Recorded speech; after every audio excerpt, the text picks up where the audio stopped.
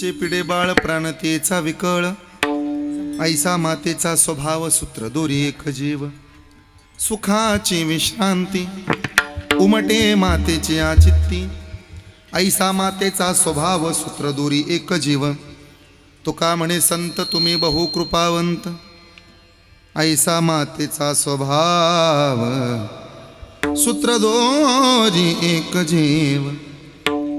समचरण सरोजम सांद्रणीला बुदाबम जगननीत पाणी मंडन मंडनानाम, तरुण तुलसी माला कंधरम कंजनेत्रम, सदयधवलहासं विठ्ठलं चिंतयामि.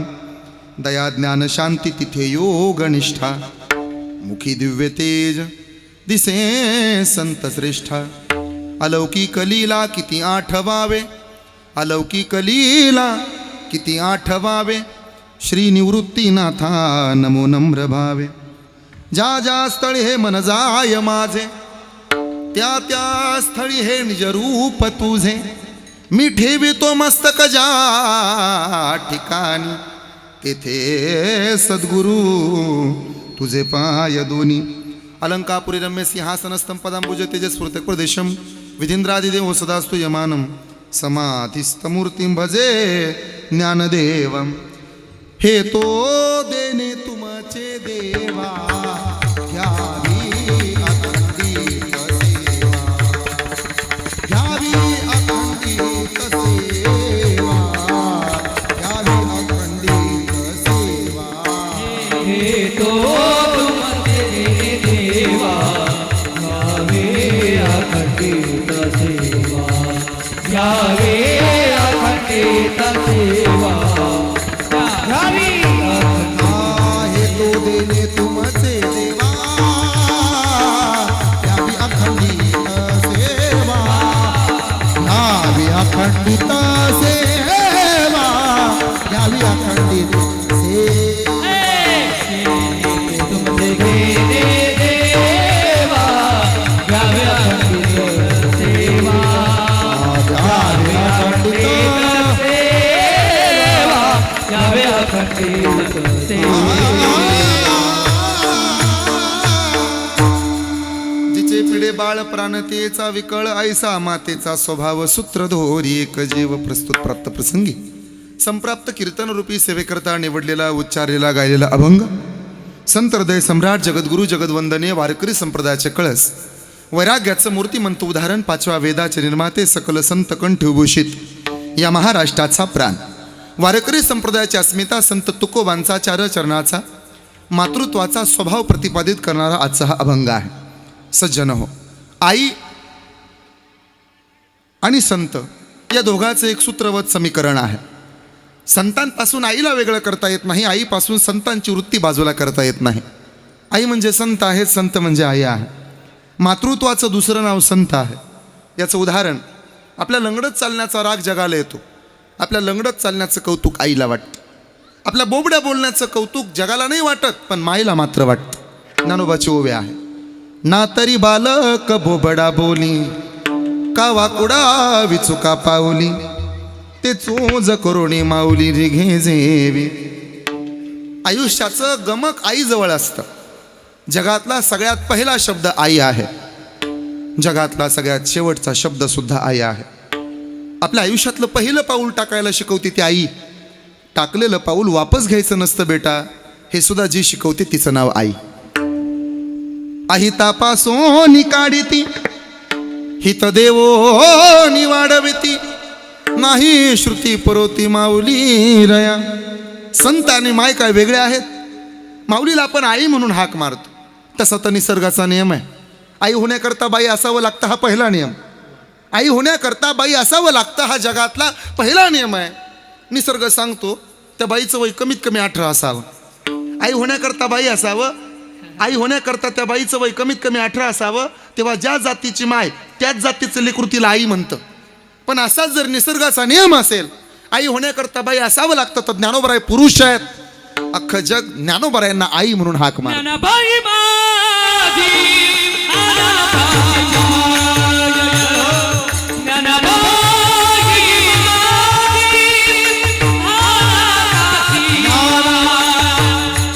हे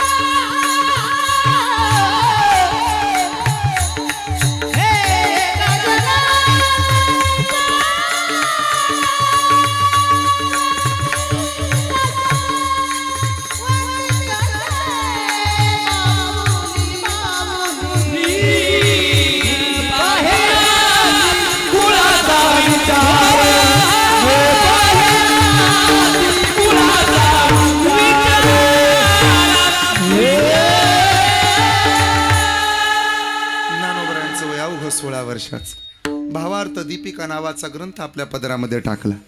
लोक म्हणतात आई होण्याकरता बाई असावं लागतं, हे चूक आहे. आई होण्याकरता वय 18 वर्षाचं असावं लागतं, हे सुद्धा चूक आहे.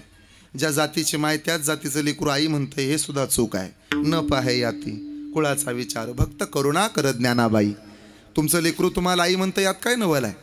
जावेच लेकरू तुम्हाला आई म्हणलं पाहिजे. एखादीचं म्हणत असेल पण मोठी आई म्हणतं, ते थेट आई म्हणत नाही. मोठी आई म्हणाल, छोटी आई म्हणाल. ज्ञानोबरायांना सगळं जग आई म्हणतं. का बरं? माता वेगळे आणि मातृत्व वेगळं. आज मातृत्वाचा स्वभाव सांगण्याकरता आपण सर्वजण जमलोत. ज्या निमित्तानं, ज्या आयोजनानं, ज्या प्रयोजनानं जमलोत ते निमित्त सर्वांना ज्ञात आहे. आपल्या परिसरात पंचकृषीत साधी सोपी सरळ म्हण आहे, ज्याचं जळतं त्याला कळतं. या म्हणीचा साधारण अर्थ असा आहे, ज्याचं जळत नाही त्याला कधीही कळत नाही. आणि म्हणून आईच्या जाण्याचं दुःख जेवढं गुंजाळ पाटील परिवाराला आहे तेवढं कदाचित तुम्हाला मला नसेल. याचं कारण, स्मशानात सगळीच माणसं रडत नसतात. ज्याच्या घरातलं गेलंय तेवढ्याच्याच डोळ्याला पाणी आहे. बाकीचे कधी एकदा आवरलं जातं याची वाट पाहतात. हे असं सूत्र आहे, ज्याचं जळत नाही ना त्याला कधीही कळत नाही. आज गुंजाळ परिवाराच्या डोळ्यात पाणी आहे. मला कल्पना आहे, परमादरणीय परमश्रद्धेय महाराष्ट्रातील नामवंत व्याख्याते आणि आमचे मित्र आदरणीय निलेशजी परबत सर मागाशी मला सांगत होते, अत्यंत कष्टातनं उभा राहिलेला परिवार आहे महाराज. फार श्रद्धा आहे या परिवाराची तुमच्या सर्वांवरती. मला मागाशी हरिभक्तपरायण किरण महाराजही सांगत होते, फार गोड माणसं आहेत महाराज. ज्या दिवशी तारीख दिली त्या दिवशी सुद्धा त्यांनी कौतुक केलं या घराण्याचं. इथं आल्याच्या नंतर कळाल या घराण्यामध्ये संस्कार आहेत. वागण्यात नम्रता, बोलण्यात गोडवा आणि हृदयात गरिबीची जाण असणारा परिवार म्हणजे गुंजाळ परिवार आहे. काही माणसं शून्यातनं विश्व तयार करत असतील, या परिवारानं अगोदर शून्य तयार केलं आहे आणि मग त्यातून हे उभारे आहे. शून्यातनं विश्व उभा करणं कुणालाही जमतं. अगोदर शून्य तयार करायला हे आनंदरावांना फार कठीण गेले. त्यांच्या कृपेनं तर हे सगळं वैभव आहे. मग आमच्या आईसाहेबांचा संपूर्ण परिवार, ज्यामध्ये आनंदराव दादा, दोनही मुलं परमादरणीय परमश्रद्धेय सुनीलजी, आदरणीय रमेशजी, दोनही कन्या, ज्यामध्ये आमच्या उषाताई, आमच्या मंगलताई, दोनही सुना विमलताई, शैलाताई, तीनही नाती, ज्यामध्ये अश्विनीताई, स्वामिनीताई आणि श्वेतादिदी. नातीचा चेहरा पाहिला आजीनं, ह्यात काय नवल आहे. पंतीचा सुद्धा चेहरा पाहिला आहे. आमची श्रीषा दिदी अत्यंत छोटे. हा संपूर्ण परिवार अत्यंत गोड आहे. आमचा मयूरदादा, आदित्य ही नातवंड आहेत. हे सगळं ऐकायला बोलायला बरं राहतं, पण ज्याचं जळतं त्याला कळतं. मुलगी माहेरला येते. आमच्या मंगलताई, उषाताई कितीही वेळा माहेरला येतील, आईचा फोटो भिंतीवरती टांगलेला पाहतील आणि डोळ्यातलं पाणी पाहिल भाचा. मग भावाचं लेकरू विचारतं, आत्या आता का रडते ग?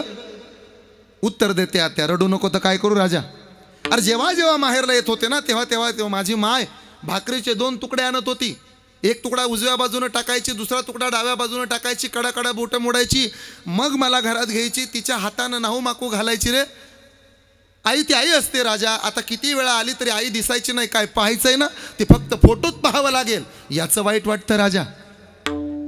आज नाती रडत राहतात. मला कल्पना आहे, वर्ष श्राद्धाच्या कीर्तनात सगळ्यात कठीण गोष्ट असते निमंत्रण सांगणं. गेल्या 4 महिन्यापासून कीर्तनाची चाललेली तयारी. आज तर पहाटे 4 वाजल्यापासून पोरींच्या डोळ्याला डोळा नाही. नातीला पुढं पाहिलं की आजीचा जीव मोठा होतो. आली माझी डॉक्टरीन, आली माझी वकिलीन. मग लेकीच्या चेहऱ्यावरनं हात फिरवते. चुरगळलेली 100ची नोट नातीच्या तळहातावर टेकवते. सासरी जाताना, आजे काय बेटा काय येत नाही आहे 100 रुपयात? मला माहिती आहे, पण असू दे ग, तुला माहिती आहे ना माझ्याकडे पैसे नसतात, ठेव तुला होतील. तळहातावरती 100ची नोट टेकवते ती आजी एका बाजूला. कंपनी तुम्हाला लाखानं पगार देईल, तो पगार एका बाजूला. डोक्यावरनं हात फिरवणारी आजी एका बाजूला. लाखो रुपयानं पगार मिळाल ना तुला परत, तो पगार एका बाजूला. जेवढी किंमत आजीनं तळहातावरती टेकवलेल्या 10 रुपयाला असते, तेवढी किंमत कंपनीनं दिलेल्या 1.5 लाखात नसते. हे ज्याचं जळतं त्याला कळतं. क्षणाची पत्नी असते ना अनंतकाळची माता असते. उमऱ्यावरचं माप ओलांडलं, लक्ष्मीच्या पावलानं नांदायला आली आणि माझ्या शकुंतला आजीनं या घराचं गोकुळ केलं. आनंदराव पाठीमागं राहिले. ती यशस्वी झाली. तिला वाटतं मी मरावं. माझं मरण माझ्या पतीनं पाहावं. कपाळावरचं कुंकू आहे असं घेऊन जाण्याचा मान तिला मिळाला. ती माऊली निघून गेली. या परिवाराला एखादा डॉक्टर म्हणला असताना आजीला जिवंत ठेवतो 5-7 वर्ष, डॉक्टर लाखानं रुपये जाऊ द्या पण आजी पाहिजे. कुठं काटकसर नाही, कुठं भागवा भागव नाही, पण चालता बोलता मरण नाही. 1 रुपया आजीनं खर्च करू दिला नाही. आणि जाताना सांगून गेली, जाते बरं. आनंदरावांनी सरपंच पद भूषवलं या गावचं. गावाचा गावगाडा हाकत असताना सगळं घर पाहण्याची जबाबदारी आजीची होती. चेअरमन असताना सगळं घरानं या आजीनं सांभाळलं होतं. आज हा सगळा परिवार एकत्र आलाय. तुमच्या डोळ्याला पदर आहे, हुंदका दाटून येतो.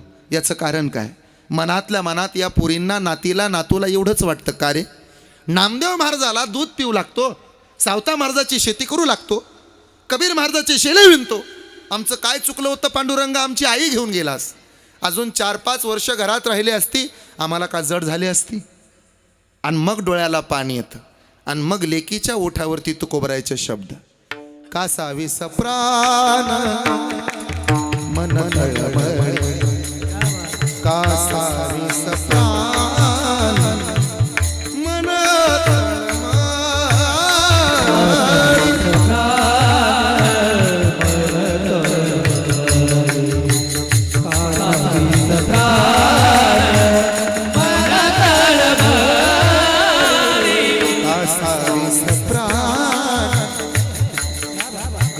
घरची आठवण कधी सुटत नाही. मुली माहेरला येतील, भावाशी बोलतील, भावाच्या पोरांशी गप्पा मारतील आणि एकट्या राहतील. त्यांना माहित आहे मी नांदायला जाताना जेवढं पाणी चमच्यानं तुळशीला माय वाहत होती ना, तेवढं पाणी माझ्याही डोळ्यातनं वाहत होतं. नातीची जगातली सगळ्यात पहिली मैत्रीण आजी आहे. माझ्या ताईनो, बहिणीनो, तुमच्या लक्षात आलं पाहिजे, तुमचा जन्म झाल्यानंतर तुम्हाला जेवढं आईनं सांभाळलं नाही ना, तेवढं तुमची आजी सांभाळते. जाऊ द्या, पुढचं सांगतो. तुम्हाला लेकरू झाल्यानंतर जेवढं आई सांभाळत नाही, तेवढं आजी सांभाळते. तुमचं लेकरू तुम्ही नाही सांभाळत, तुम्हाला जन्माला तुम्ही लेकरू घातलं, 4 दिवसाचा असू दे बाळ, आजी सांभाळते. तुमची जन्मदाती माय सांभाळते. तुम्हाला नीटचं घ्यायलाही येत नाही बाळाला, हे सगळं करते ती आजी. काय अपेक्षा असते आजीला? काही नाही. तिला माहित आहे पाखरं मोठी होतील, उडून जातील, नाही पुन्हा पाहायला मिळणार. आज काय केल्यानंतर शकुंतला आजी पाहायला मिळतील? एवढा मोठा मंडप आहे, एवढी मोठी चाललेली तयारी आहे, येईल त्याला नमस्कार आहे, येईल त्याला पाहुणचार आहे, राम राम घालण्याची पद्धत या पाटील परिवारात आहे. मला विचारायचंय तुम्हाला, आई दिसेल का सांगा? माझ्या उषाताईला, शकुंतलाताई दिसतील का सांगा? मंगलताई इथं येतील. काय पाहायचंय ते फक्त या बॅनरवरच्या फोटोमध्ये पाहावं लागेल ना. तिचा आवाज ऐकायला येईल ना, तिचे शब्द कानावरती पडतील. आज मन तुटत राहत. काय कारण आहे? जैसी का मासोळ जीवनावीन, जैसी का मासोळ जीवनावीन, राही दिशा ओस वाटते उदास, राही दिशा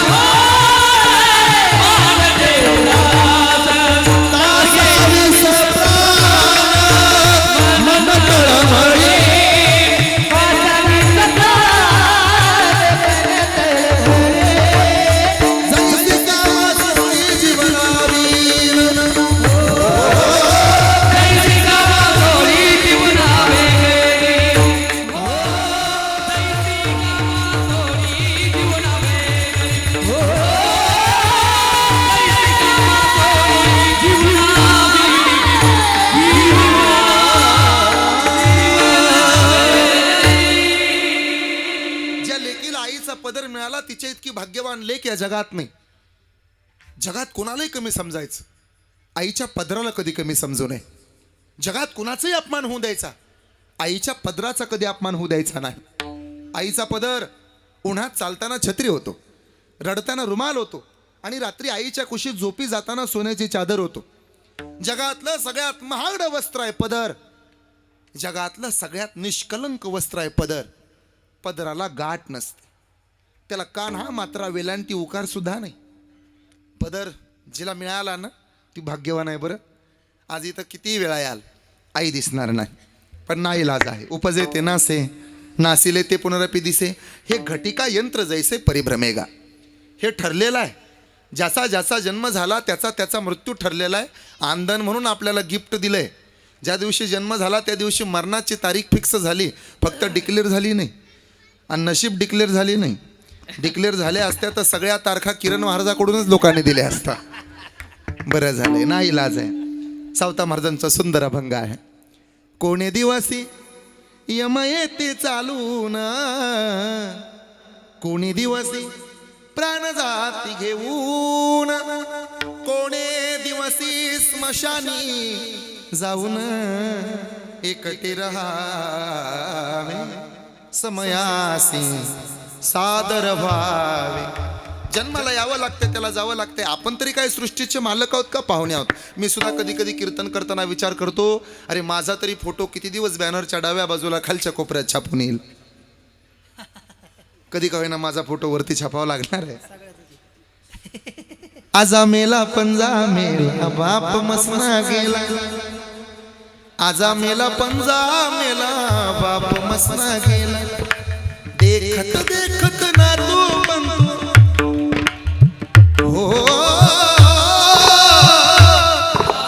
देखत देखत ना तू बनतो तोय तैसा झाला, देखत देखत ना तू बनतो तोय तैसा झाला. उठा उठा जागा पाठी भयाले मोठे. हे ठरलेलं आहे. दोन ओंडक्याची होते सागरात भेट, एक लाट तोडी दोघा पुन्हा नाही गाठ. क्षणभंगूर नाही भरवसा, वारे सावध तोडा माया. काही नचले मग गळा पडेल पासा, पुढे हुशार थोर आहे ओळसागा.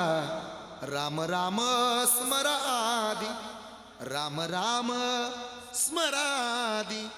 ठरलंय आपलं, पण जाण्याच्या हे दिवसात देह जाणार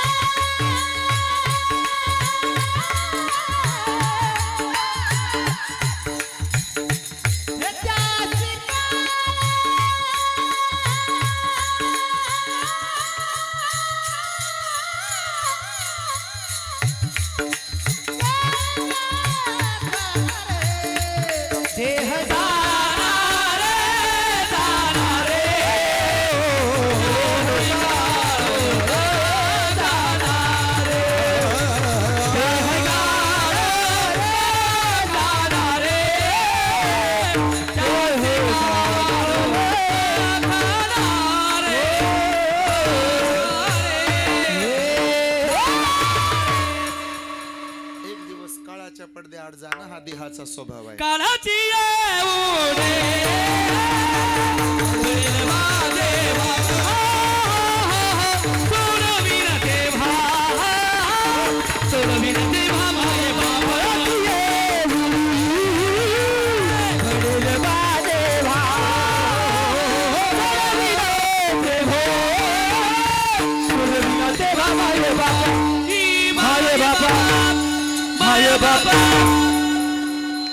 उपजे नासिले ते नासे नासिले ते पुनरपी दिसे.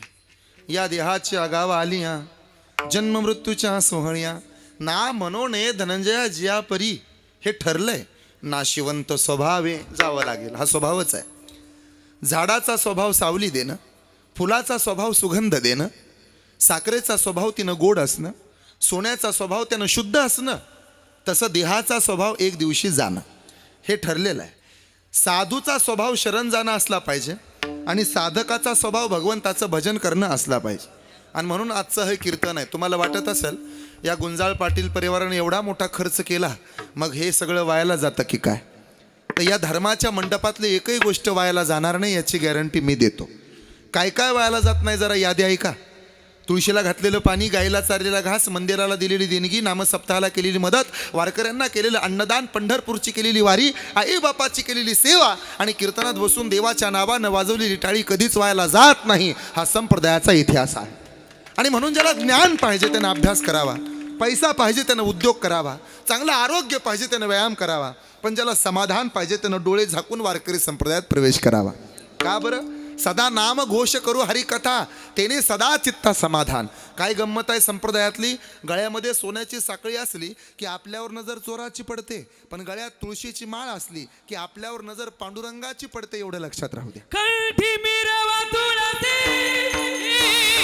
व्रत करा एकादशी, व्रत करा एकादशी, व्रत करा एकादशी. कंठी मिरवा तुळसी व्रत करा एकादशी, व्रत करा एकादशी, व्रत करा एकादशी.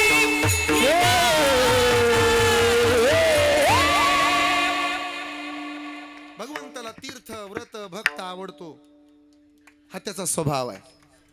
मला गायन खूप आवडतं, हा माझा स्वभाव आहे. ऐकताय ना? तुम्हाला कीर्तन आवडतं, हा तुमचा स्वभाव आहे. पण काही स्वभाव असे असतात की त्याला औषध नसतं. तक्षिकम विषम दंते, मक्षिकाय विषम शिरे, वृषिकस्य विषम पृष्ठे, दुर्जनम विषम सर्वांगे. अर्थ कळाला ना तुम्हाला? सापाचं विष त्याच्या दातात आहे, माशीचं विष तिच्या डोक्यात आहे, विंचवाचं विष त्याच्या नांगीत आहे, पण विंचवाची नांगीन तैसा दुर्जन सर्वांगी. दुर्जनाचं विष सर्वांगात आहे. सापाचा दात काढून टाकला की उरलेला साप हरिभक्त परायण आहे, गळ्यात टाकून कीर्तनाला न्या. माशीच्या डोक्यामध्ये विष आहे, विंचवाची नांगी कट केली ना की उरलेला विंचू हरिभक्त परायण होईल. पण दुर्जन माणसाचं काय कट करावं? तैसा दुर्जन सर्वांगी. त्याला उकळात घातलं काय मुसळात घातलं काय, तो दुर्जनच असतो. हा त्याचा स्वभाव आहे. जीवाचा एक स्वभाव आहे. ल्यावे खावे बरे असावे सदैव, हा स्वभावच आहे ना. आज स्वभाव या शब्दापासून बाजूला जायचं नाही. साधकाचा सुद्धा स्वभाव असला पाहिजे. कसा स्वभाव असावा? देवापासून बाजूला न जाणं, हा साधकाचा स्वभाव आहे. एकदा विशाखा नावाच्या सखीनं राधेला विचारलं, राधा तुम्हाला माहिती आहे ना? राधा राधा राधा माहिती आहे ना? ही तर संगमनेर खुर्दमध्ये राहते ती राधा. जिच्या आयुष्याची सुरुवात कान्हा, तिचं नाव राधा. जिच्या आयुष्याचा शेवट कान्हा, तिचंही नाव राधा. राधा शब्द लिहिताना प्रत्येक अक्षरासमोर उभा करावा लागतो कान्हा, तेव्हा जी पूर्ण होते तिचं नाव Radha. Sacrification is the second name of the love, हे जिनं जगाला शिकवलं तिचं नाव राधा. तिनं काय केलं माहिती आहे? कृष्णासाठी पैंजण आणलं आणि विशाखा नावाच्या सखीनं राधेला विचारलं, राधा तुझं नाव घेतल्यानंतर काम क्रोधाची दूर जाते बाधा, तुझ्या नावानं कृष्णाच्या डोळ्याला लागतात धारा. आपण असं करू, पहिलं पैंजण काढू आणि तू आणलेलं पैंजण घालू. राधा म्हणाले, अजिबात नाही, पहिलं असू देत, हे दुसरं घालू. राजाला विचारलं, असं का? राधा म्हणाली, त्याच्या पायाला लागलेलं काढायची जर त्याला सवय झाली ना तर एक दिवस तो आपल्याला सुद्धा काढून टाकल. आपण त्याच्या पायालाच लागलोय ना. एवढा अतिउच्च विचार साधकाचा असावा लागतो. पुढचा ऐका. विनोबा भावे पंढरपुरात गेले आणि विनोबांनी पांडुरंगाचं दर्शन घेतलं. विनोबा भावे बाहेर आले. पंढरपुरातल्या महाद्वारात पत्रकारांची दाटी होती. पत्रकार उभा राहिले. एका पत्रकाराने विचारलं विनोबाजींना, विनोबाजी पंढरपुरात पहिल्यांदा आलात? ते म्हणाले हो. पांडुरंगाचं दर्शन घेतलं? म्हणे हो. तुमचा स्वभाव तर आत्तापर्यंत देवाला न मानणार होता? म्हणे हो. मग आता तुम्ही देवाच्या पाया पडून आला, काय वाटतं तुम्हाला? विनोबाजी काय म्हणाले माहिती आहे? भावेंनी उत्तर दिलं, मी पांडुरंगाचं दर्शन घेतलं, एक समाधानाची गोष्ट सांगतो म्हणे. कोणती? ज्या पायावर आत्तापर्यंत ज्ञानोबा तुकोबा निळोबानी डोकं टेकवलंय त्याच पायावर मला माझं डोकं टेकवण्याचा चान्स मिळाला, हे किती मोठं भाग्य आहे. एवढा अतिउच्च विचार साधकाकडे असावा लागतो, तेव्हा साधकाचा स्वभाव देवाला आवडतो. नाही तर जीवाचा एक स्वभाव आहे, ल्यावे नटणं कुणाला आवडत नाही. नटण्याकरता तर प्रयत्न आहेत. 70 वर्षाची म्हातारी माझ्याकडे पहा बरं, मला आईच्या स्वभावापर्यंत पोहोचायचं आहे. मी स्वभाव हा शब्द सोडून बोलणार नाही. 70 वर्षाची म्हातारी 35 वर्षाचा सुनबाईला म्हणते, सुनबाई काय आत्या मेहंदी लाव ग, माझ्या डोक्याला फार पांढरं झालं. किती काळं करा, 15 दिवसात प्रकरण उघडकीला येतं. वरनं काळं आणि मध्येच पांढरा कमी दाबाचा पट्टा. लोक मिशा का काळ्या करतात संकेत दादा देव जाणे. बघा ना तुम्ही, 15 दिवसात एक एक केस बाहेर पडतो. तुम्ही बघता ना माझ्याकडं, एक एक केस बाहेर येतो. काय म्हणतो माहिती आहे, टुकमुक बघतोय चांगला. अरे म्हातारं होणं हा शरीराचा स्वभाव आहे. हे ठरलंय एक ना दिवस, काल होतो तसं आज नाही, उद्या तसं परवा नाही. एक एक चित्र राहत नाही महाराज, चारित्र्य टिकतं. हे तुमच्या बॅनरवरचं जे माझं चित्र आहे ना, सोदार जरा अलीकडे सरा, काही चित्र दिसतंय बघा. माझं बीएड झाल्याचं चित्र आहे, ते पहिल्या वर्षाचं. काही चित्र होतं सुनील महाराज, त्याच्यावर तर जुळलंय माझं. पण चित्र आता तसं राहिलं का? त्याच्या चित्रवळ्या झाल्या अण्णा, काय नाही राहिलं. माझं लग्न झाल्या ती माझ्या डोळ्यात पाहत होती. तुला पाहते रे. तिला विचारलं काय पाहते, ती म्हणाली चंद्र, चांदण्या, समुद्र, सागराच्या डोळ्यात.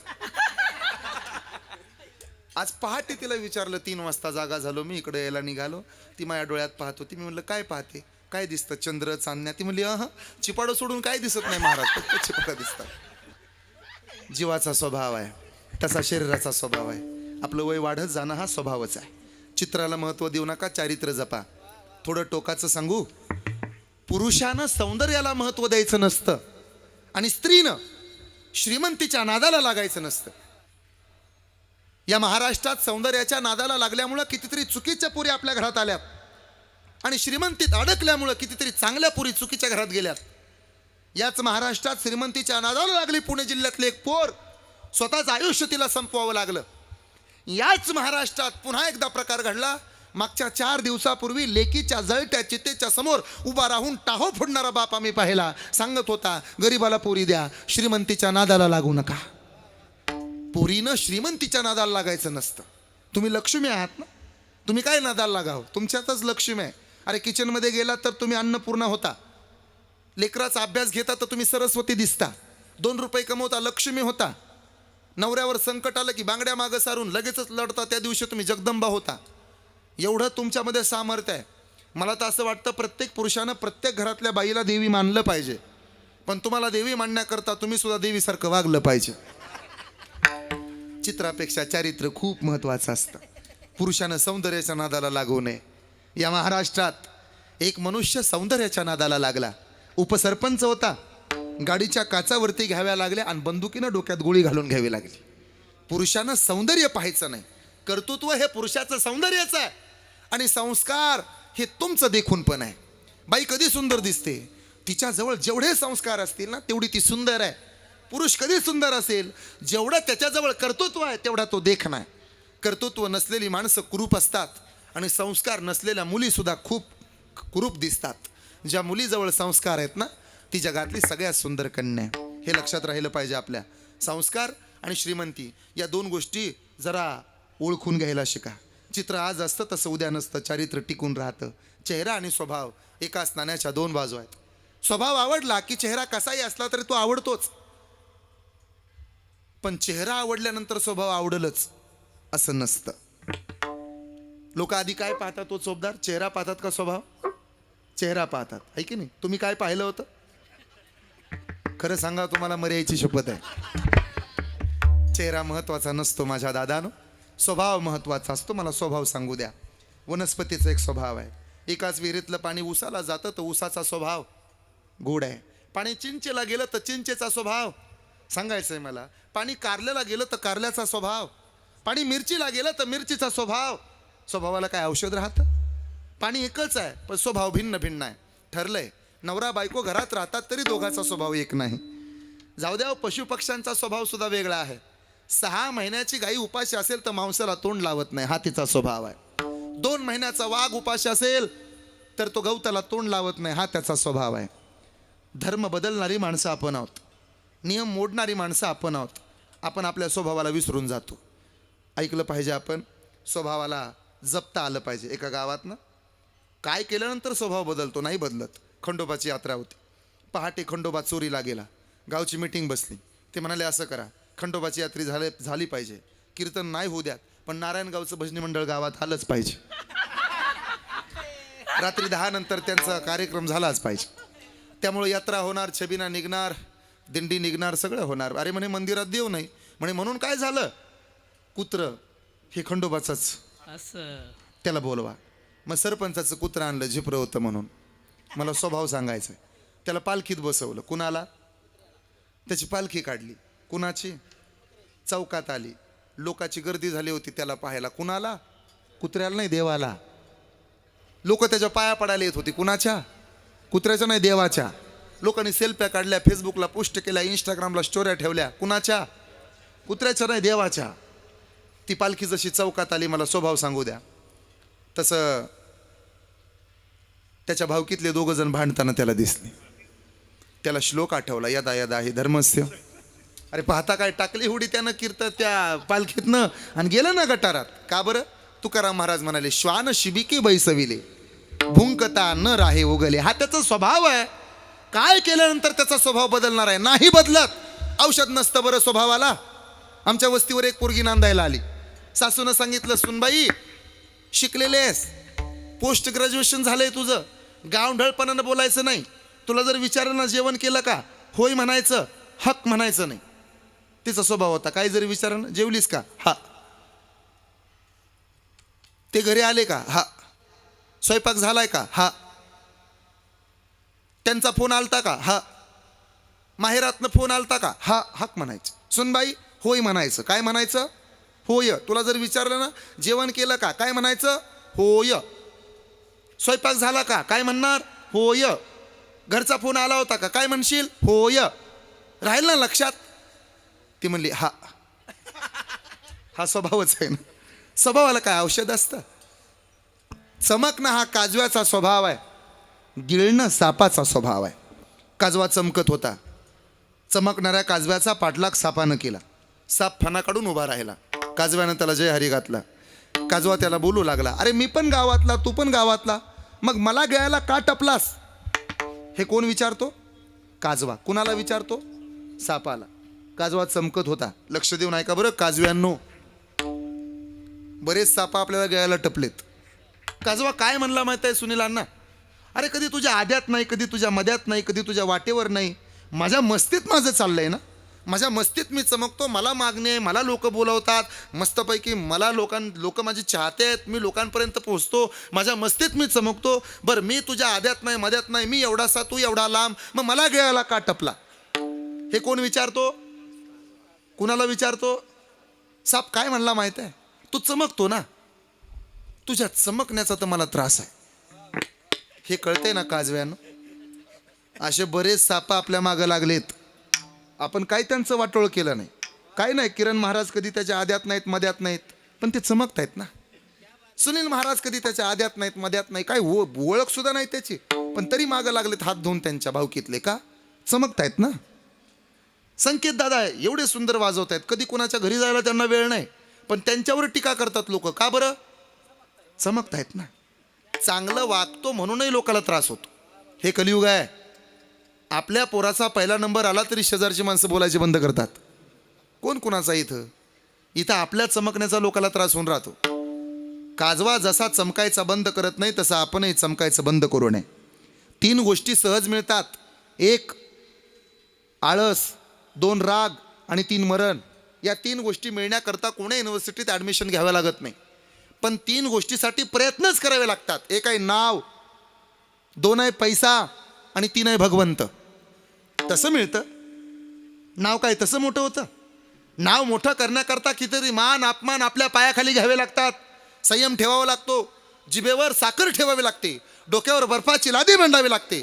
लोकांनी केलेला अपमान सहन करावा लागतो, तेव्हा नाव मोठं होतं. नाव मिळवायला 30-30, 35-35 वर्ष जातात महाराज. बदनामी करायला फेसबुकला 4 ओळी लिहिल्या, कमेंट पुरेशी होती. नाव कमवायला आयुष्य जातं. एखाद्याला बदनाम करायला काय लागते? ढेकणासी बाज घर चढ उतार के वडे. माझी विनंती आहे, एखाद्या माणसाला बदनाम करताना तुम्ही विचार केला पाहिजे.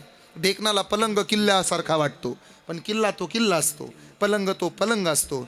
चांगल्या माणसावरती टीका करताना 10 विचार करा.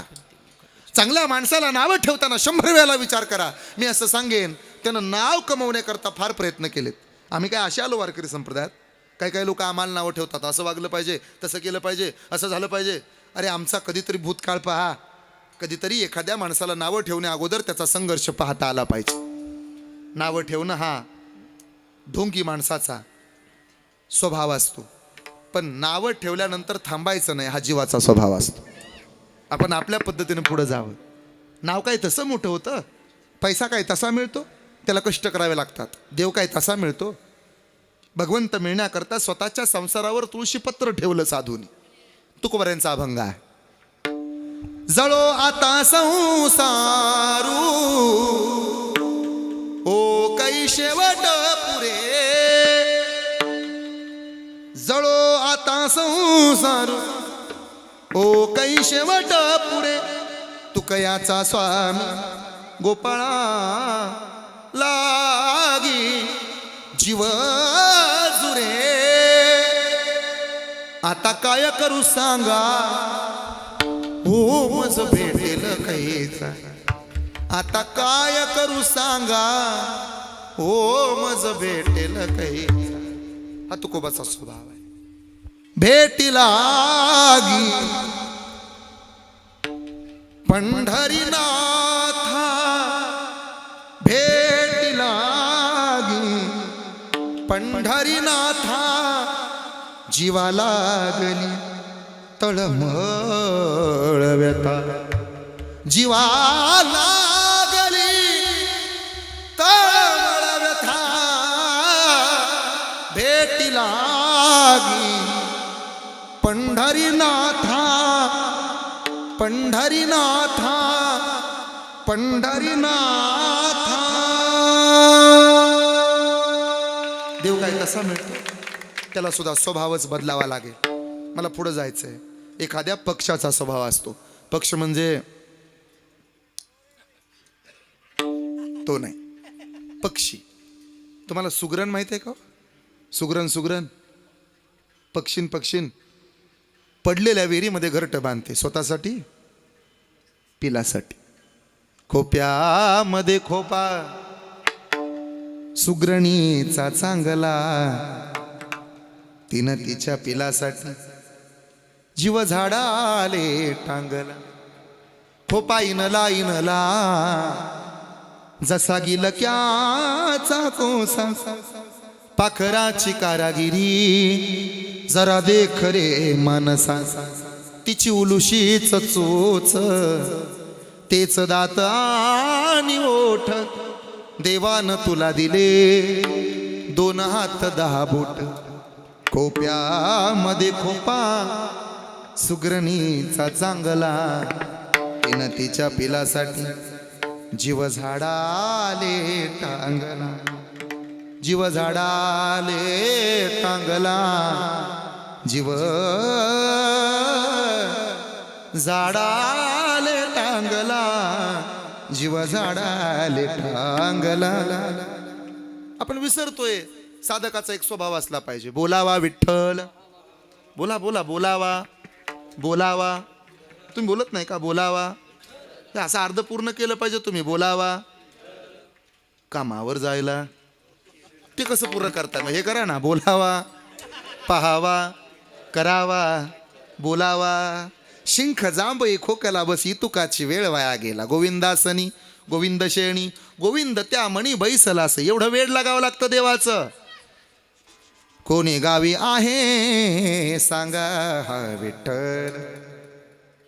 तुम्हा ठावासेल पुसावेसे हेची वाटे जे जे भेटे तयासी. काय कृपा करील मज काय लाज राखील. देवाच्या भेटीची ओढ असणं हा साधकाचा स्वभाव असला पाहिजे. माझी विनंती आहे, कधीतरी त्याचं वेळ लावून घ्यायला शिका. गोविंद गोविंद गोविंद गोविंद गोविंद गोविंद गोविंद गोविंद गोविंद गोविंद गोविंद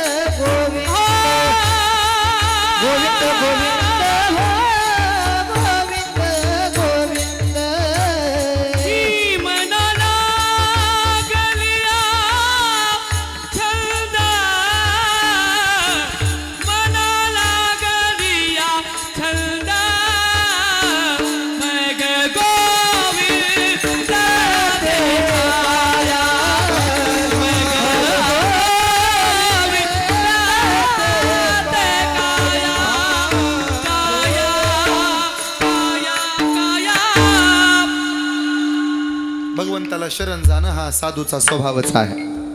देवाला आपलंसं करणं हा जीवाचा स्वभाव असला पाहिजे. तुकोबाचा, ज्ञानोबाचा, नामदेव महाराजाचा स्वभाव आहे. देवाची ओढ त्यांच्या रक्तात आहे. पुढं सांगू का?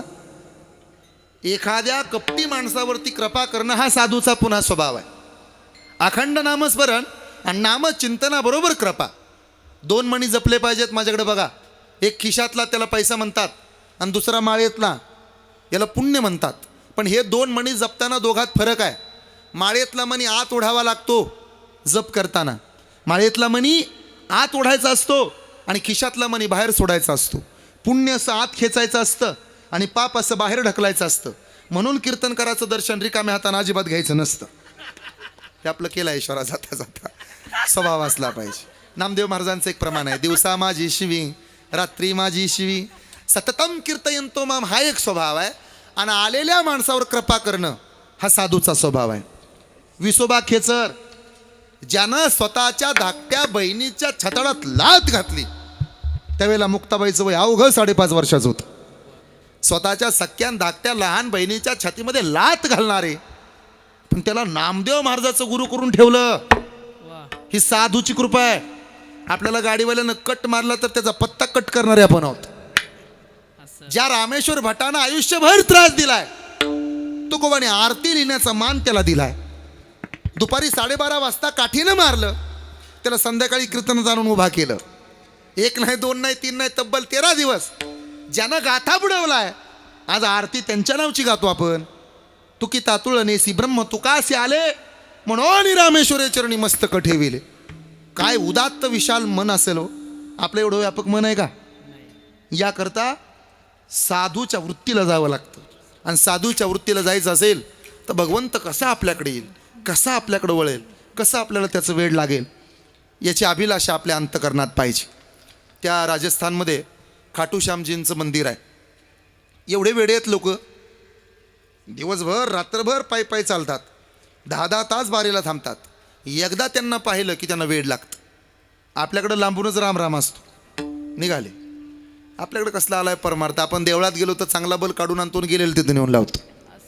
कीर्तनाला येताना माणसं रिकामा पायाने येतात आणि जाताना दुसऱ्याच्या नव्या चपल्या. बरं, ज्याची गेली ना त्याची समजूत काढण्याची पद्धत असू दे, 7:30 जाते.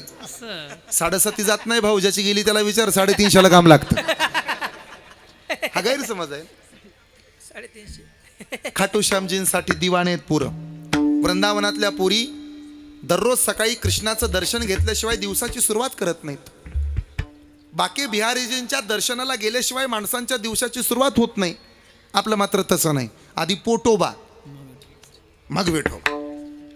अंधेरो की नगरी से कैसे मैं पार जाऊं, शाम अब लेने आज हौसला न जाओ.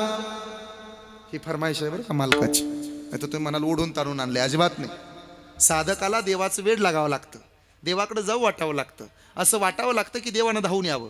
तुकोबांनी प्रयत्न केलेत, सर्वांनीच प्रयत्न केले पाहिजेत. आणि मला असं वाटतं का त्याला हाक मारू नये आपण. एक सांगू का, आपलं दुःख शेजारच्याला सांगत बसू नका. तुमचं लोक रडून ऐकतील आणि लोकाले सांगताना हसू हसू सांगतील. माणसाचे डोळे सांगून जातात व्यक्ती कसे आहे, अश्रू सांगून जातात दुःख किती आहे, वाचा सांगून जाते माणूस कसा आहे, स्पर्श सांगून जातो मनात काय आहे, ठेच सांगून जाते लक्ष कुठं आहे, संस्कार सांगून जातात परिवार कसा आहे, गर्व सांगून जातो पैशाचा माज किती आहे, विश्वास सांगून जातो घरातला जोडदार कसा आहे, आयुष्यात आलेली वाईट वेळ शिकवून जाते आपलं आणि परक नेमकं कोण आहे. लोकाला कशाला सांगता, देवा सांगू सुख दुःख देवनिवारी भूक. ज्यांच्या डोळ्याचा विषय विठ्ठल आहे, ज्यांच्या पायाचा विषय विठोबा आहे, ज्यांच्या ओठाचा विषय विठ्ठल आहे, त्यांनी आपल्या अडचणी भावकीला सांगू नयेत. कीर्तनकारांना गायकांना अडचणी सांगू नयेत. गायकांनी कीर्तनकाराला कमी दिलंय म्हणून अजिबात सांगू नये. आणि कीर्तनकारांना थोडं कमीच भरलं बरं का, हे पकवाजाला तर अजिबात सांगू नये. देवाचं वेळ लागलं पाहिजे. किती वेळ.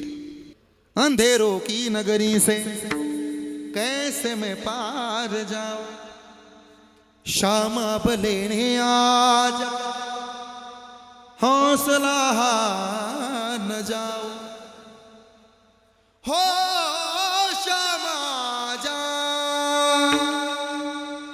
तीन बाण के धारी तीनों बाण चलाओ ना तीन बाण के धारी तीनों बाण चलाओ ना मुश्किल में है दास तेरा जल्दी आओ ना हारे के सहारे हारे के सहारे हारे के सहारे मेरी हार हराओ ना तीन बाण के धारी तीनों बाण चलाओ ना तीन बाण के हारे तीनों बाण चलाओ ना मुश्किल में रास तेरा जल्दी आओ ना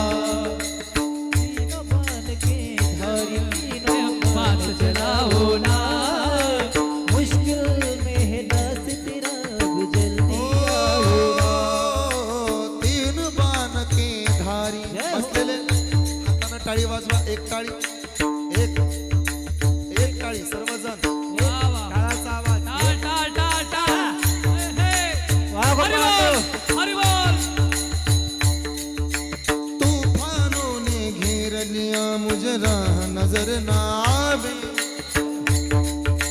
तुम बिन कौन मेरा वो बाह पकड़ ले जावे तूफानों ने घेर लिया मुझे राह नजर ना आवे तुम बिन कौन मेरा जो बाह पकड़ ले जावे भटक रहा हो पे बाबा हो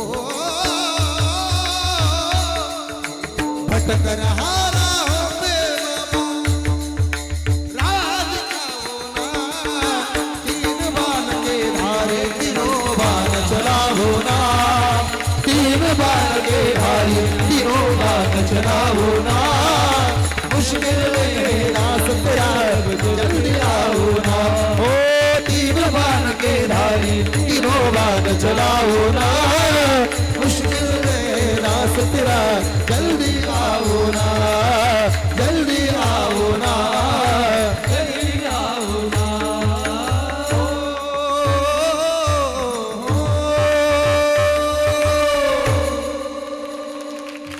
बोलावणं हा साधकाचा स्वभाव आहे धावून येणं हा त्याचा स्वभाव आहे कुणा करता आलाय ना सुदामा ब्राह्मण दुःखे दारिद्र्य पिढीला मुष्टी पोहे घेऊन या त्याचे भेटी लागी गेला शुद्ध भाव देखून या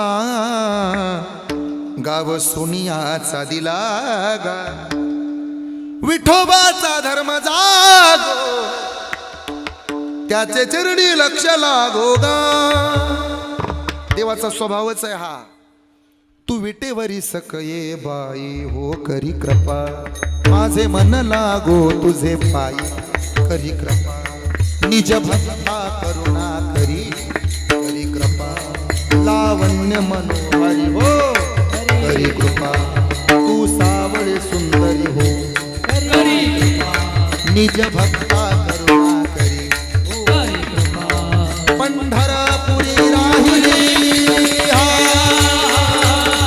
पंढरपुरी राहिली डोळा देखिली सत्य पाहिली वरुणी मिठाई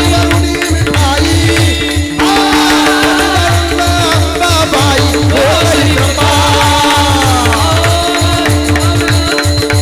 हो करी कृपा उजळ कुळ पिपा बोध करी सोपा येऊनी नवलाही सच्चिदानंद अंबाबाई हो करी कृपा हो करी कृपा हो करी कृपा ओ करी कृपा करी कृपा तू विटेवरी सखये बाई हो करी कृपा माझे मन लागो तुझे पायी हा देवाचा स्वभाव वनस्पतीचा ऐकला पशुचा ऐकला पक्ष्यांचा ऐकला देवाचा ऐकला साधूचा ऐकला आता आईचा स्वभाव सांगतो आई स्वभावाचं दुसरं नाव आई आणि आईचं दुसरं नाव स्वभाव कशावरून सांगताय नळावर भांडी घासत असते आई आणि पाळण्यात झोपवलेलं असतं बाळ लेकरू रडू लागलं तर लेकराचा रडण्याचा सगळ्यात आधी आवाज घरातल्या 14 माणसाला जातो का आधी आईला? तिथूनच धावत येते, सोन्या तुला कोणी उचलून घेतलं नाही? सासू म्हणते, सुनबाई मी होते की, होता तर मग का उचललं नाही माझ्या राजाला? रडू रडू घासा कोरडा पडला त्याचा. हा आईचा स्वभाव आहे. लेकरू खेळत राहतं, खेळता खेळता पडतं, खरचटतं, रक्तबंबाळ होतं, डोळ्यातनं ठिपका येत नाही. पण त्याला आईनं पाहिलं की तिचे डोळे डबडबतात, किती लागून घेतलं रे. आईचा स्वभाव आहे. आई कीर्तनात असते आणि तिचं लेकरू तिच्या मांडीवर असावं. किती चांगलं कीर्तनकारानं गायकानं गाऊ द्या, तिचं लक्ष कीर्तनावर नसतं, तिचं लेकरू कुठं आहे त्याच्यावर जास्त लक्ष. हा आईचा स्वभाव आहे. अजून सोपं करू, ठेच लागते बाळाच्या बोटाला आणि पाणी येतं आईच्या डोळ्याला. जखम होते पोराला, रडू येते आईला. सांगू का, एखाद्या वेळेला खेळता खेळता लेकरू पडतं, जखम झाली, रडू लागलं, पण त्याहीपेक्षा जास्तीचा प्राण हिलावत कुणाचा असेल तर आईचा. एखादी पीडा होते बाळाला, वेदना होते आईला. तिचे पिढे बाळा, तिचे पिढे बाळा, तिचे पिढे बाळा, तिचे पिढे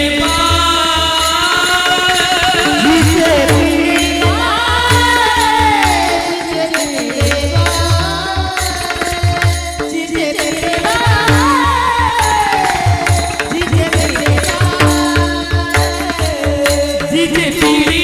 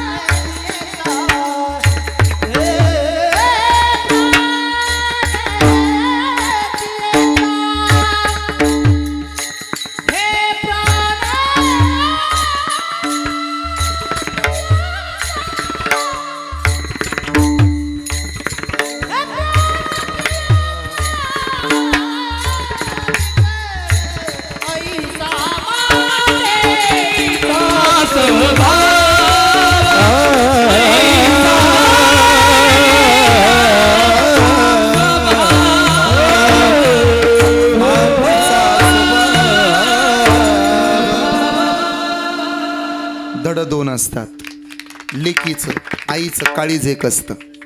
शरीर दोन राहतात, बाळाचं आईचं हृदय एक असतं. देवानं स्वतंत्र काळजाची निर्मिती नसेल केली कदाचित. माझ्यावर विश्वास नसेल तर कीर्तन झाल्यानंतर आईला फोन लावा, इकडनं हॅलो म्हणा, तिकडनं तुमची माय हॅलो म्हणेल. तुम्हाला हॅलो म्हटल्याबरोबर आईचं उत्तर मिळेल. का गं दिदा, पाहुणा काय बोलला का तुला? जावे काय बोलले का? तुला कसं कळलं गाई? अगं तुझ्या काळजाचे ठोके सुद्धा कळतात मला. आपल्या हॅलो म्हणण्याबरोबर आपल्याला ओळखणारी जगातली एकमेव शक्ती आईची आहे. हे कधी विसरू नका. आई पाहावी लागेल तुम्हाला. आई कुठं दिसते माहिती आहे? चुलीवर भाजलेल्या भाकरीमध्ये आई दिसते, देवाऱ्यातल्या जपाच्या माळेमध्ये आई दिसते, दारात टाकलेल्या सड्यामध्ये आई दिसेल, तिथं काढलेल्या रांगोळीमध्ये आई दिसेल, तुळशीतल्या दिव्यामध्ये माय दिसेल. माय मेल्याच्या नंतरनं इथंच फक्त पाहावी लागेल, याच्या पलीकडे आई दिसणार नाही. माझ्या बहिणींनो, माहेराची सासरची व्याख्या आपण पाठ केली पाहिजे.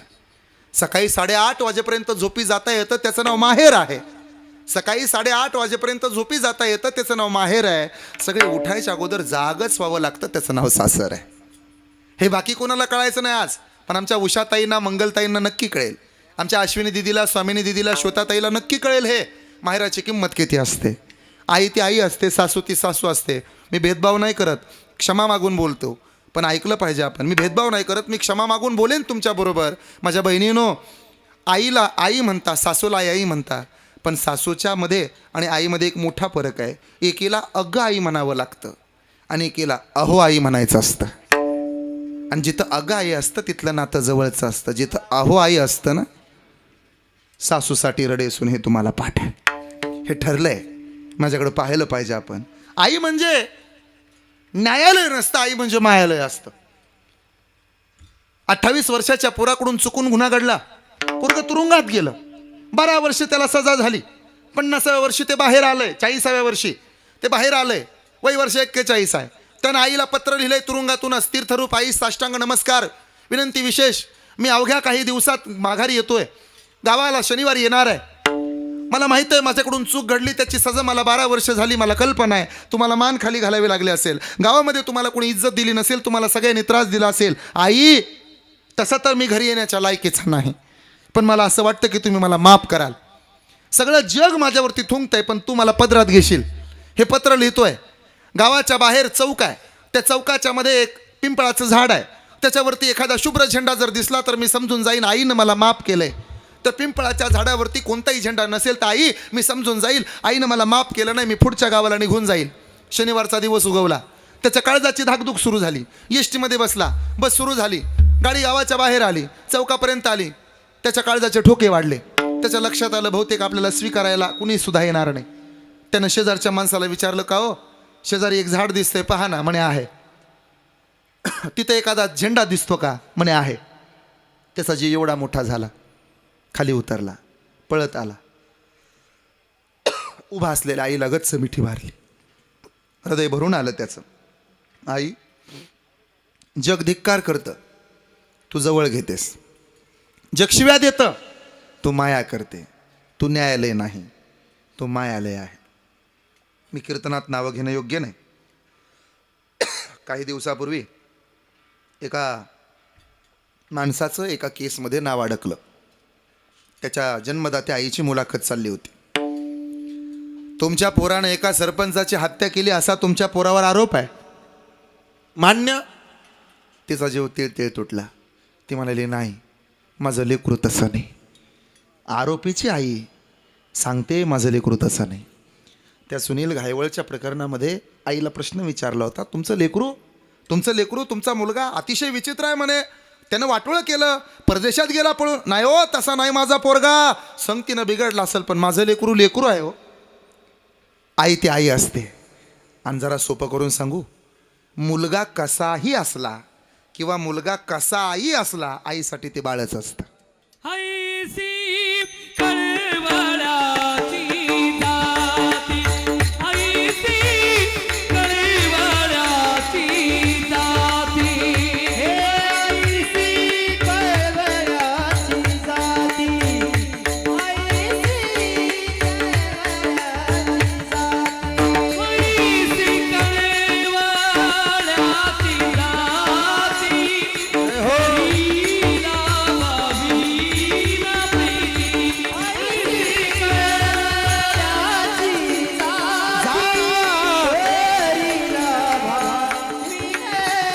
जाती, हरीला भावीने प्रीती, करीना भावीन प्रीती,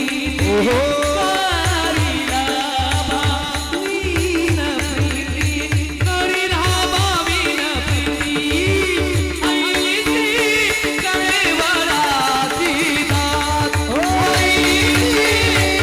कळवळाची जाती, आईसी कळवळाची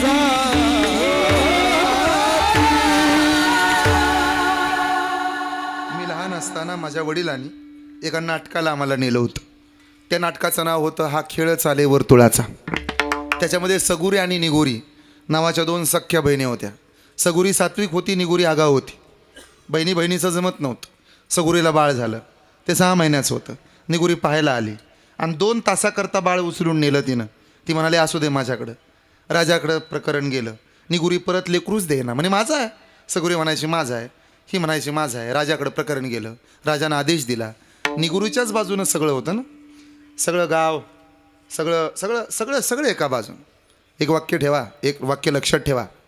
जेव्हा सगळं विरोधात जाईल ना जग, तेव्हा एकटं वाटून घेऊ नका.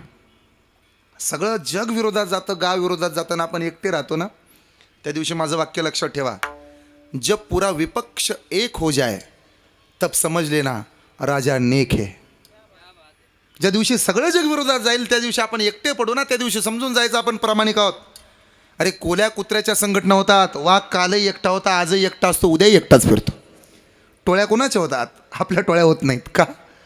वाघानं मागं पाहायचं नसतं ना.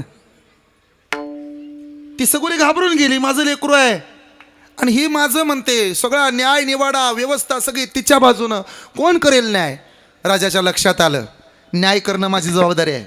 राजा म्हणाला असं करा ना, त्या 6 महिन्याच्या बाळाला उभं कापा, 2 तुकडे करा. एक तुकडा सगुरीला द्या आणि दुसरा तुकडा निगुरीला देऊन टाका. निगुरी म्हणाली हो मला मान्य आहे. सगुरी पळत आली. महाराज माझं नाही लेकरू, हे या निगुरीचंच लेकरू आहे. नसू द्या माझं लेकरू नसलं तर पण याला मारू नका.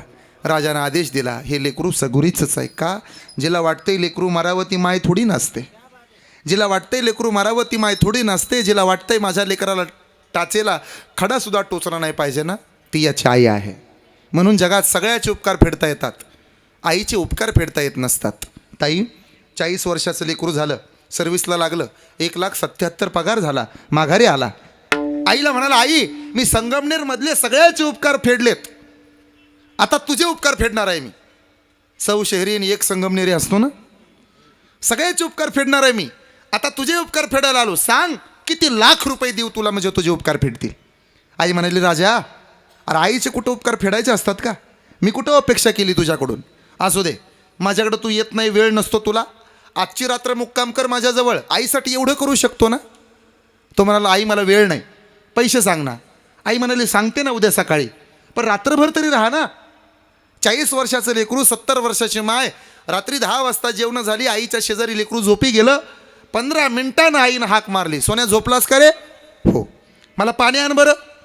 पळत गेला किचनच्या कट्ट्यामध्ये, पाणी आणून दिलं. परत 15 मिनिटांनी झोप लागली. 10:30ला आईनं पुन्हा आवाज दिला, झोप लागली का रे राजा? हो आई. जेवायला आण मला. अगं आता तर जेवली होती. पळत गेला, जेवणाचं ताट आणलं. 11:45ला झोप लागली. 11ला परत म्हातारीनं आवाज दिला, झोप लागली का रे राजा? हो आई आत्ताच झोप लागली होती, डुलका लागला होता. जा बरं माझ्या गोळ्या घेऊन ये. मग गोळ्या घेऊन आला. 11:15ला झोप लागली. 11:30ला परत म्हातारीनं आवाज दिला, झोप लागली का रे? अगं आत्ताच झोपलो होतो, मला पाणी आण ना. आई एकदा सांग ना तुला काय काय पाहिजे ते. आता चिडला, वैतागला, झोपेचं खोबरं केलं माझ्या. सारखं सारखं 15 मिनिटाला जागा करते, काय लागतंय ते एकदा सांग ना, आणून देतो तुला. आई म्हणाली उपकार फेडायला आला होता ना, 1 तासात कंटाळला आणि आईचे उपकार फेडायची भाषा करतो. एवढासा होता, नख लावला असता तरी मेला असतास. मी सांभाळलं, झोपेचं खोबरं केलं, रात्रीचा दिवस केला, दिवसाची रात्र केली. कंबर भरून जायची रे माझी राजा. 1 तास माझ्या नजरेआड झाला तर मला दम निघत नव्हता.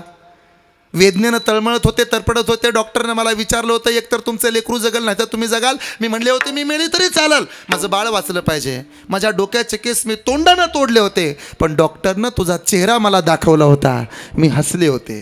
त्या दिवसापासून तुझ्यासाठी जगत आले आणि उपकार फेडायची भाषा करतो. तळहाताचा पाळणा केला, नेत्राचा दिवा झाला, 9 महिने नवधीस तुला साठविला. आई म्हणू नको, आई हाक मारी, ती हाक येई काने, मज होय शोककारी. स्वामी तिने जगाचा, आई विना भिकारी. स्वामी तिने जगाचा, आई विना बेकारी. मुलीला माहेर कुठंपर्यंत असतं? उषाताईंनी मंगलताईंनी लक्षात ठेवलं पाहिजे, जोपर्यंत आई जिवंत आहे ना तोपर्यंत माहेर आहे. हातातली पिशवी रिकामी घेऊन या, वापस जाताना गच्च भरून जाते. कांदे बटाटे लसूण येसराची चटणी काय द्यायची गोष्ट राहते? लोणच्याची भरणी कुठं देत असतात ताई? तुमच्याकडे काही मिळत नाही का? पण आई आहे तोपर्यंत भरणी तुमच्याकडे येणार आहे. आई जाईल त्या दिवशी तुमच्या हातातली पिशवी रिकामी जाईल. माझी विनंती आहे तुम्हाला, आई जिवंत आहे ना तोपर्यंत तिला नाऊ माकू घाला, कधीतरी तिला आंघोळ घाला. मेल्यानंतर आंघोळ घालायला रांग लागते. जिवंतपणे तिला नाहू माकू घाला, खायला द्या तिला. अरे जाऊ द्या, पुढचं सांगतो, मला थांबायचं आहे. 1 किलो सफरचंद आईला द्या, अर्धी फूड खाते, उरलेलं नातवाला देते. आणि गावभर गोंधळ आहे, माझ्या लेकीने मला 2-2 किलो सफरचंद आणले. 1,500ची साडी द्या तिला, गावभर सांगते माझं लेकरू लाखानं कमवतंय. आणि 5,000ची साडी आणली. हो सांगू सोपं, आपली प्रगती लेका सख्या भावाला सहन होत नाही, पण आईला सहन होत. कोण आहे आपल्या या जगात? एका कवीनं लिहिल्यात ओळी, आई तुझले करू येडग को करू. आता आईचा फोन येणार नाही, आईचा कॉल येणार नाही, शकुंतला आजींचा आवाज सुद्धा तुमच्या कानावर नाही. आई तुझले करू येडग को करू, रानात फसले रस्ता चुकले, सांग मी काय करू. हो हो हो हो, सांग मी काय करू. आई ग सांग मी काय करू. हो हो हो,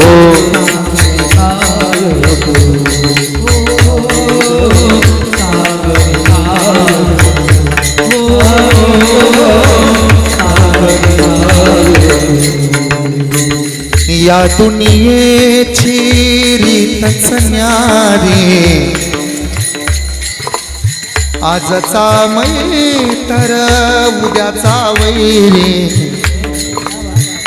मतलब सरता लाथा मारे, पाय कुणाचे धरू. हो हो हो, सांग मी काय करू. आई तुझले करू. आलंय पाणी डोळ्याला तर ऐकावं महिला मंडळ, आलंय पाणी डोळ्याला तर ऐकलं पाहिजे. आईला काही अपेक्षा नाही. आई हॅलो म्हणते, कुठाहीच विचारते, एवढंच म्हणते, फोन ठेवते. आईचा रागराग करता? आईसारखं प्रेम जगात मिळायचं नाही बरं. हा म्हणजे आत्मा, ही म्हणजे ईश्वर आहे. ज्याला आई कळाली त्याला रखुमाई कळाली, ज्याला बाप कळाला त्याला विठोबा कळाला, ज्याला आईची मांडी मिळाली त्याच्या इतका श्रीमंत कोणी नाही. ज्याला आईची मांडी मिळाली त्याच्या इतका श्रीमंत कोणी नाही. जगातलं किती महागड्या गाडीचं सीट सुद्धा फिकं असतं आईच्या मांडी पुढं. सोन्याचा चमचा घेऊन जन्माला नाही आलो आपण. आठवा आईची मांडी. अरे किती लक्झरियस गाडी मिळू द्या रे, पण आईच्या मांडीवरती जे सुख आहे ते काय परत आहे? किती महागड्या हॉटेलात जेवा, आईच्या हाताला जी चव असते ती चव जगात कुठं नसते. आईच्या झोपडीमध्ये जेवढं प्रेम आहे तेवढं नवऱ्याच्या महालात नाही. हे कधी विसरू नये. या दुनियेची रीतच न्यारी. घरी गेल्यानंतर एक प्रयोग करा, आपला चेहरा बायकोच्या पदरानं पुसा. आपली बायको म्हणते अहो पदर खराब होईल, आई म्हणते बाळा पदर खराब आहे तुझा चेहरा खराब होईल. बायको म्हणते क्या लाया, माय म्हणते कुछ खाया. काय विचारते आई? किरण महाराज तुम्ही महाराष्ट्रभर फिरता, मी महाराष्ट्रभर फिरतो संकेत दादा. आपण रात्री बेरात्री घरी जातो, आपली माय आजारी पडते, आईला आपल्याशी बोलायचं असतं, पण आईनं आपली धावपळ पाहिलेली असते. ती किती आजारी असू देत म्हणत नाही मी आजारी पडली, पण एवढं म्हणते मला बरं वाटत नाही, पण तू तू तू थांबू नको, तू थांबू नको, तू जा, तुला कीर्तनाला जावं लागतं, मी कुणाला तरी घेऊन जाते दवाखान्यात. माय मरते, माय निघून जाते, तिचं प्रेत डोळ्याला पाहावं लागतं. आणि मग लक्षात येतं एकदा का होईना आईच्या शेजारी बसायला पाहिजे होतं, तिचे पाय चेपून द्यायला पाहिजे होते, तिच्या डोळ्यातले अश्रू पुसायला पाहिजे होते. तिला काय हवं नको नाही पाहिलं. एकदा वाटलं होतं आईला घेऊन फिरायला जावं, एकदा वाटलं होतं आईला घेऊन हॉटेलला जावं, पण नाही आमच्या नशिबात. माझी विनंती आहे, ज्याची माय जिवंत आहे ना त्यानं माय मरायच्या आधी हे करा. महिन्याला 100 रुपये द्या, वर्षाला 1200 रुपये खर्च येईल तुम्हाला. संकट आलं तुमच्यावर हजारानं पैसे देते तुम्हाला, कुठून आणते देव जाणे. आई इतकं श्रीमंत आपण नाही, हे कोणी विसरू नको, कुणी विसरायला नाही पाहिजे. आईनं दिलेल्या लहानपणी 10 रुपयात जग विकत घेत होतो ताई आपण, आता लाखानं पैसा येतो. पुढचं मागचं पुढं भागत नाही का? या दुनियेची रीतच न्यारी, आजचा मैत्र उद्याचा वैरी. मतलब सरता आई तुझले करू येड नको करू आई तुझले करू येड नको करू रात फसले रस्ता चुकले सांग मी काय करू हो हो हो काय करू सांग मी काय करू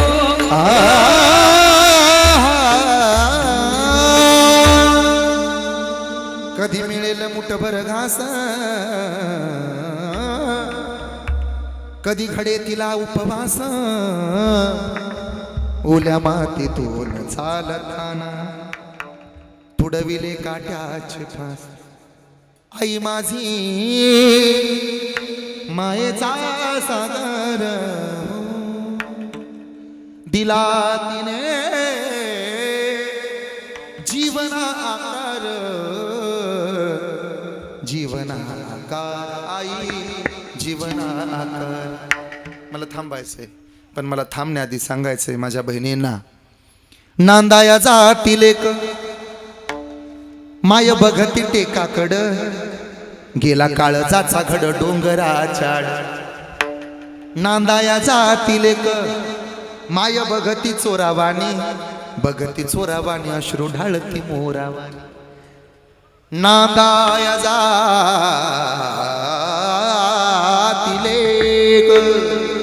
हे चाक वाजत खडा खडाग दुबळ्या लेकीसाठी माय रडती धडा धडाग माय रडती धडा धडा ऐसा मातेचा स्वभाव सूत्र दोरी एक जीव लेकरू झोपता आईला झोप लागते प्रयोग करा कीर्तन झाल्यावर एखाद्या बाईला तुम्ही खूप सुंदर दिसता असं म्हणा मार खावा लागल पण प्रयोग करा तुम्ही तिच्या लेकराला म्हणा किती सुंदर दिसते हो तुमचं बाळ जेवण केल्याशिवाय जाऊ द्यायची नाही उमटे मातेची आचित्ती का हो आई गेल्यावर आम्ही आई म्हणून कुणाला पाहावं तुका म्हणे संत तुका म्हणे संत तुम्ही बहु कृपावंत कृपावंत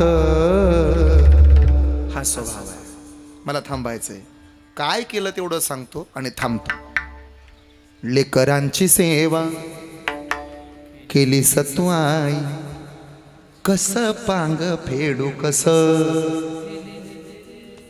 आज पेट्रोल पंप आहे कार्यालय आहे घर एवढं मोठं आहे माणसं सात्विक आहेत लेकरांची सेवा केली तू आई कस पांग फेडू कस हो हो उत्तराई तुझ्या उपकारा जगी तोड नाही ओ वाळीन जीव माझा सावळे विठाई विठ्ठला माय बापा जन्म भरी पूजा तुझ्या पावला जन्म भरी पूजा तुझ्या पावला माहुलीत मूर्ती विठ्ठलाची माऊलीत मूर्ती विठ्ठलाची विठ्ठला माय बाप विठू माऊली माऊली जगा माऊलीत मूर्ती माऊलीत मूर्ती माऊलीत मूर्ती कीर्तन झाल्यावर आमच्या आईला काही कळत नाही एवढं जरी म्हणायचं तुम्ही बंद झाला तरी माझं कीर्तन सार्थकी लागल्याशिवाय राहणार नाही विठोबा रखुमाई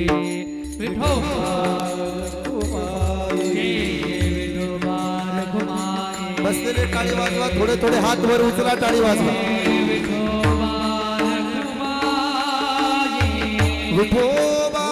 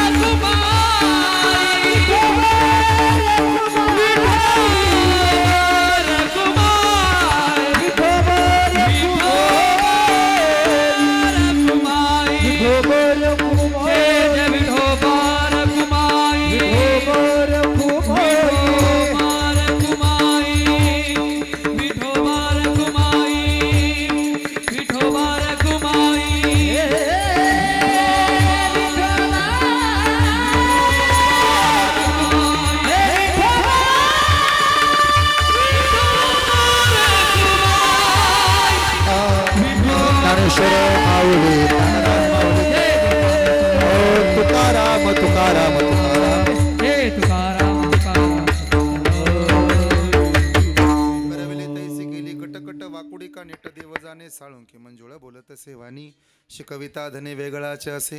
आई आंधळ्याचा डोळा असते, पांगळ्याचा पाय असते, ज्याला हात नाही त्याला हाताची किंमत, ज्याला डोळा नाही त्याला डोळ्याची किंमत, ज्याला आई नाही त्याला आईची किंमत आहे.